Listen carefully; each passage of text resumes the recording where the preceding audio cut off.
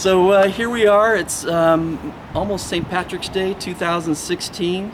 We're standing on 4th Street in Manhattan Beach in the 200 block just below Highland.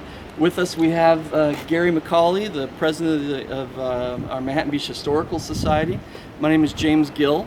I work with the Historical Society with the Pioneers Group. And we have Russ Lesser. Russ being a former mayor of Manhattan Beach and a homeowner here on 4th Street, and some things are about to change dramatically around here, so I thought we would pull you aside and ask you some questions before it's all gone. So why not? Well, it won't all be gone, but...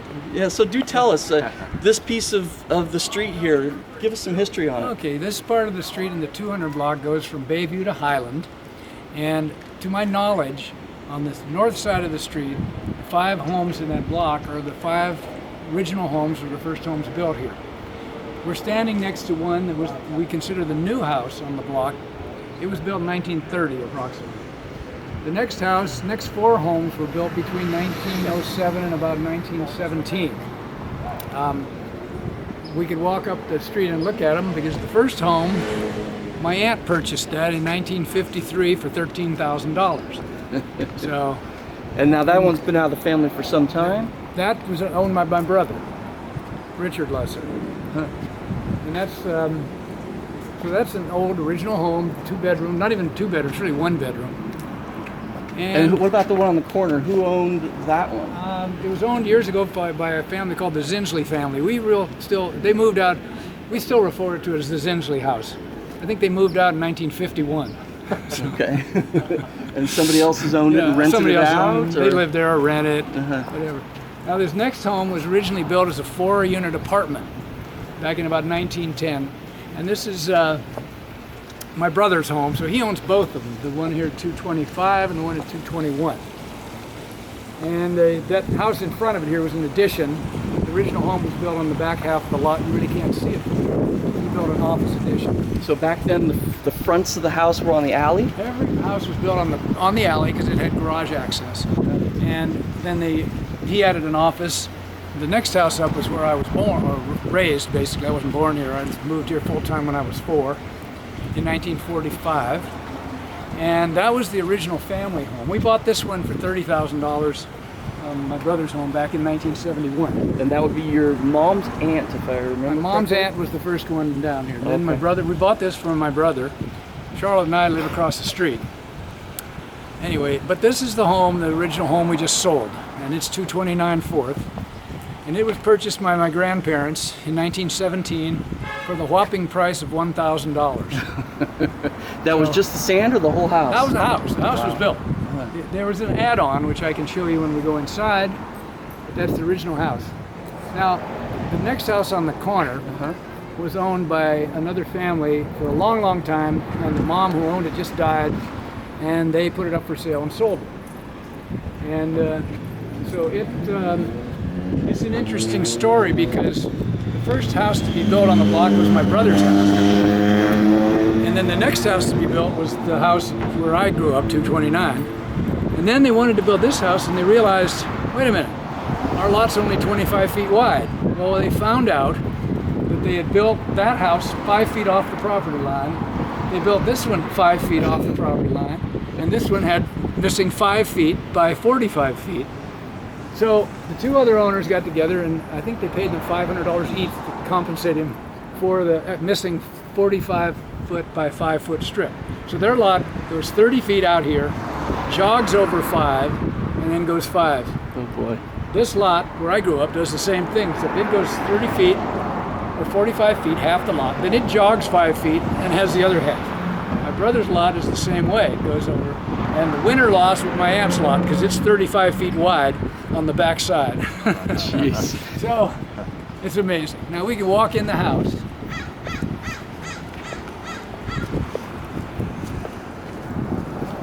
This is where I grew up. Since what age? 4. So he was here since age 4. Now you can see the jog. You see how the house jogs over 5 feet in this corner over here. So this part is an addition that was built after the lot was reconfigured.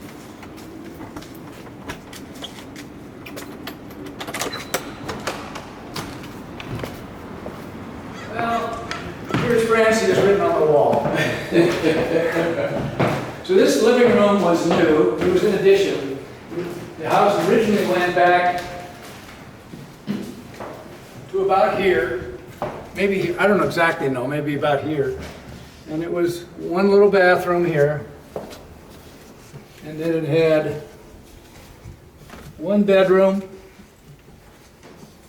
This was the dining room, right here. And this room was the living room. And so you had how many kids in your family? Well, we had 2 kids. We shared this, my brother and I shared this bedroom. Uh-huh. Wow, with the Until it's- fireplace and everything? Yeah, until That's the nice. snoring got so bad that I moved out into the laundry room. Also, when they added on the living room, the new living room, and they made this an extra bedroom, they added a little garage apartment down below. Which was great, because when I was in college, I was living down there, and you had your own exit and entrance, and your parents didn't know what you were doing. All right. And so you literally moved into this being a bedroom over I here? made this a bedroom. Wow. I just had the bed along this wall right here. And I remember lying there, believe it or not, in 1951 or 52. My dad came home late from a bowling tournament and said, "Come outside." And it was snowing. It was the only time since the year that I've lived here since it actually snowed and stuck.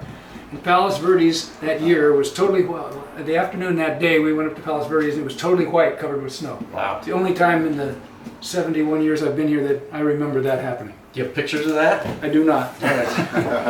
This is the original old stove, which since the house is being taken down, we're moving the stove tomorrow morning. Where's it going? I don't know, to our garage until we can figure out what to do with it. But it's a really good stove, and it's an old classic. So, Yeah, must be collectible. yeah, well, not for me, but somebody might want it. Somebody might want it. We already gave a bunch of the stuff away to the Habitats for Humanity, the washers and the dryers and stuff like that. So, anyway. So tell me, Russ, after all the years now, how long have you been not living in this house? Since 1971. So it's been a long time. Yeah, And your dad lived much further. My dad died in 2001, or 2000, at age 94. He lived here until he died. My mom was unfortunately killed in a traffic accident back in 1970. My wife and I bought the house. We were living in Long Beach, and then my dad wasn't doing well, and my aunt had gone to Scotland for the summer. And so we moved there to be close to him for the summer and said, "What are we doing living in Long Beach?" Sold the house immediately, bought one across the street, and lived here ever since. Okay. And my dad was here, and it was wonderful because my kids grew up knowing their granddad right across every day, Right. and it was great. And he died peacefully in the home. The caretaker was taking care of him, called me up, said she couldn't wake him up. I ran across the street as he died peacefully. It was wonderful. Mm-hmm. We should all be so lucky. Yes, No we should. enemies, no unfinished business, just enjoying life until it ended. So no $100,000 in a hospital full of tubes for the last week. You know, Right. it was great.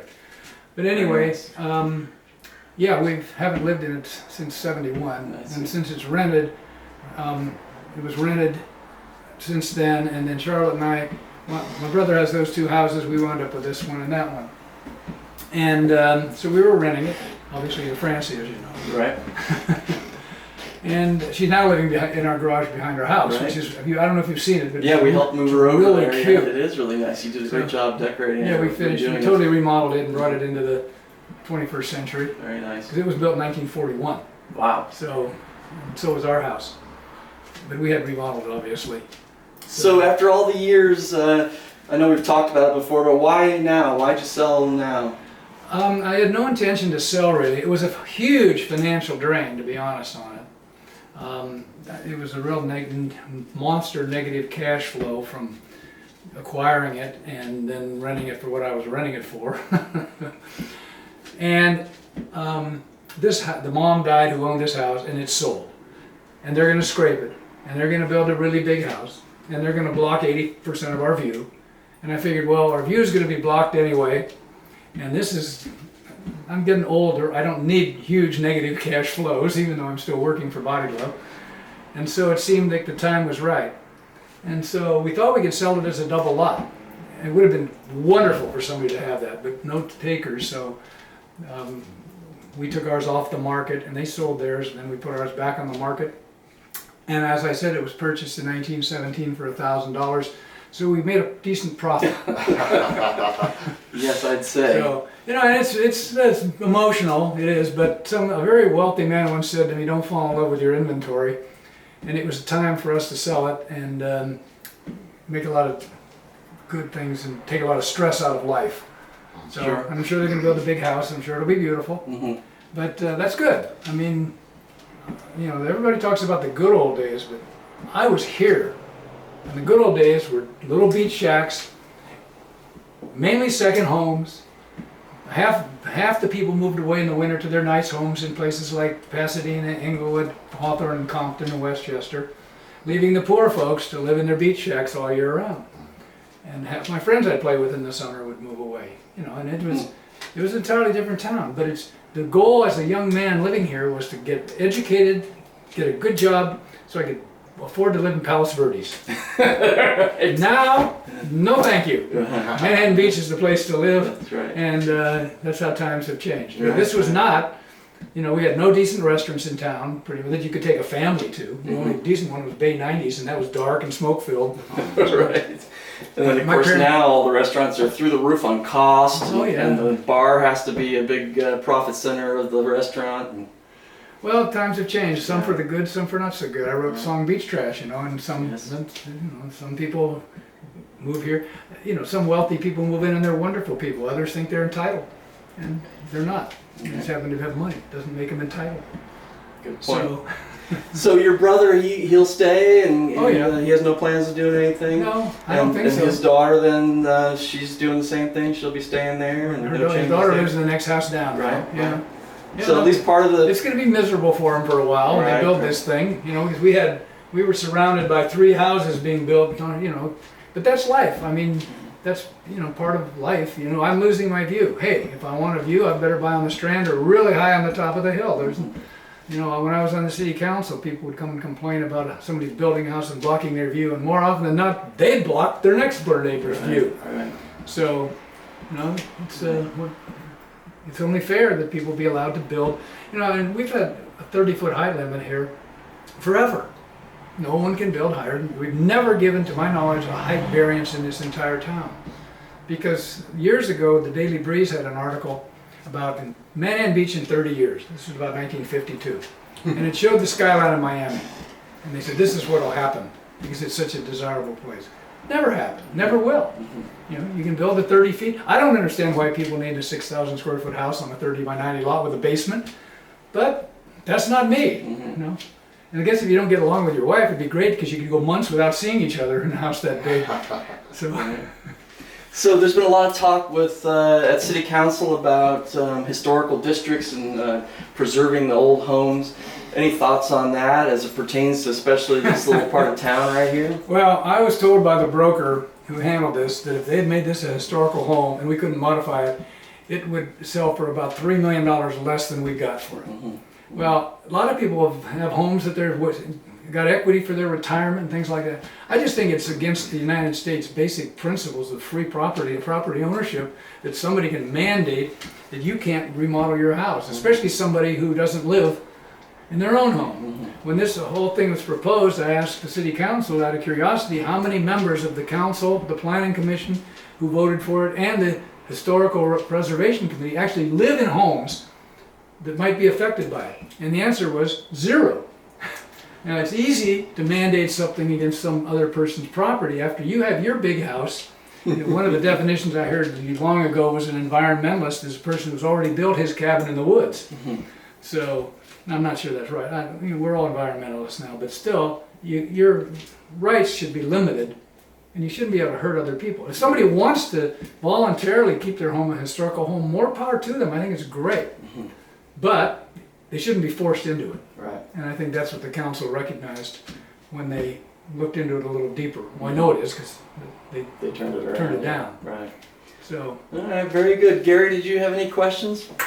I just thought it was a great thing to get you down here and chat it up before this thing is torn down, because it It'll be is sad. a row of some of the oldest homes in this city, and obviously as far as joins in a row, this has got to be the biggest piece of town that's old like this. So. But you know, I mean, things wear out. We're people. Right. We wear out. As I get older, sometimes when I'm walking down the street and I drop something, I say, do I really need that?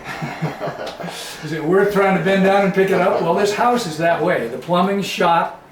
You know, it leaks. It's just an old home, and it needs to be replaced. Yeah.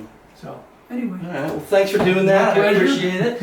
And thanks for our camera person, Gary. Thanks for coming down. Thanks, Gary. Appreciate it. And we'll shut it off.